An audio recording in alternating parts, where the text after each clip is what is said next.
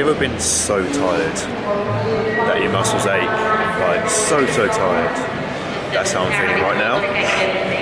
And thus begins 32 hours of travel back to England. Morning, how are you? Good, thanks, you? Good, thanks. Just let's just first stop, please. Thank you. Before we take off, we're going to give you an important safety briefing. So keep a sharp eye on the cabin crew or the screen in front of you. And together, we'll make sure that your journey is a safe one. Today, you're flying on a Qantas Airbus A330. Before we take off, make sure all your cabin baggage is stowed in the overhead locker or under the seat in front of you. Electronic devices switched to flight mode can remain on for your entire flight, including takeoff and landing.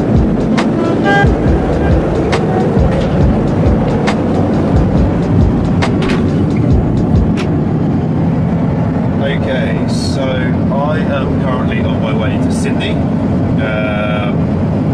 where I've got to get a connection flight to Singapore, where I've got to get a connecting flight to London. It's a long way around, but I messed up my flights a little bit. I had approximately 3.5 hours sleep last night. I'm feeling okay. I'm feeling like I'm actually going to get some sleep on some of these flights because I never normally sleep on flights, but it's fine. Yeah, so yeah, that's what I'm doing. On my way. It's 32 hours worth of travel. I think I'll be alright.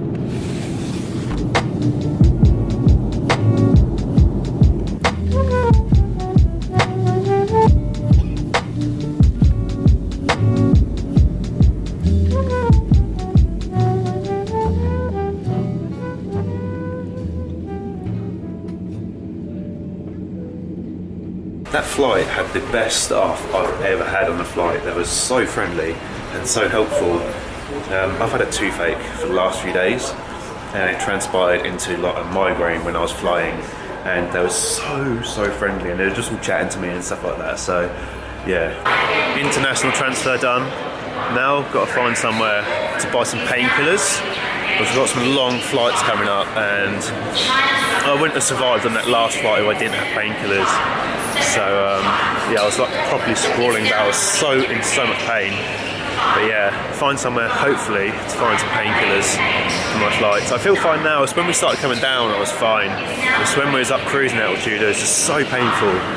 So yeah, 4 hours to my flight. So I've got plenty of time to walk around. Give me all of the health and all of the well-beings, please, all of them. Did I tell you guys that I messed up my flights?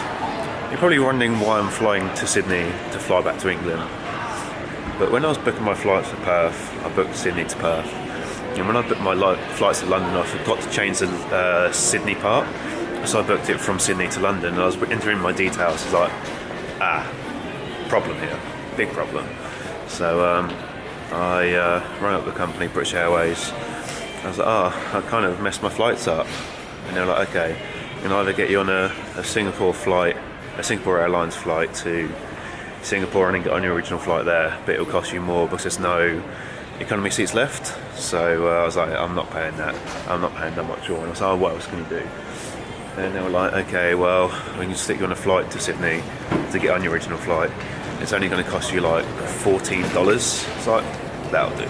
So that's why I've got 32 hours of travel. Otherwise it would have only been like about 20.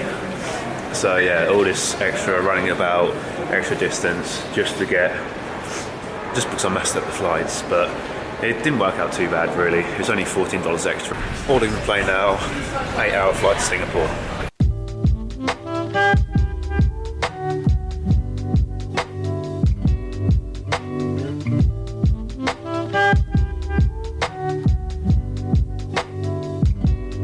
Just arrived in Singapore.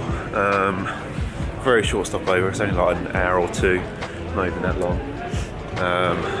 But yeah, the flight was better than the last one. I don't know whether it's the handful of painkillers that I took or that I'm just so tired that I'm numb. So yeah, not sure what it was, but headache wasn't as bad. At points at the beginning it was, but it kind of divvied off as I got more tired. I didn't sleep through the whole flight, which I was hoping that I wouldn't, because then the next flight I don't want to sleep as much as I can.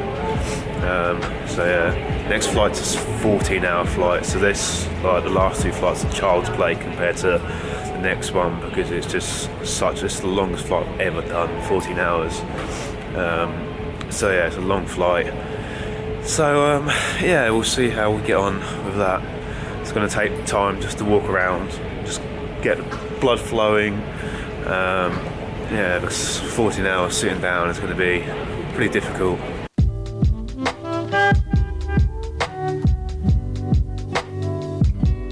I don't know if I told you guys why I'm flying back to England. So my visa in Australia isn't up until December, so I've still got quite a while on my visa. But I'm actually flying back for an interview. So yeah, flying back for an interview, hopefully. Okay, I don't even know if I've got an interview yet. I just put the flights early, just in case. So yeah, I've applied for a job in Antarctica, which could be quite exciting if I get it. So yeah, we'll have to wait and see how that goes, and then yeah, just see how it goes. I've no real plans as to what I'm going to do back in England or anything like that. So we'll just see how this goes, and then plan my future from there, really. 8 or 9 hours into the flight now. I've slept a little bit, took some sleep tablets, and I seem to be more awake ever since I've taken them. Don't know why. But yeah, my toothache is actually okay, and the headache is it's fine on this flight. I don't know what it is, but it just seemed to have subsided. I've taken no painkillers this flight. So yeah, pretty good. So yeah, gonna call it here, guys, and I'll start again once I land in London. So yeah, it's next chapter, guys. Like, left Australia, yeah, and now it's just next chapter, moving on to new things and stuff like that. So it's gonna be good. So remember, guys, always be kind to strangers, because you never know when you're gonna meet one yourself. Catch you later, guys.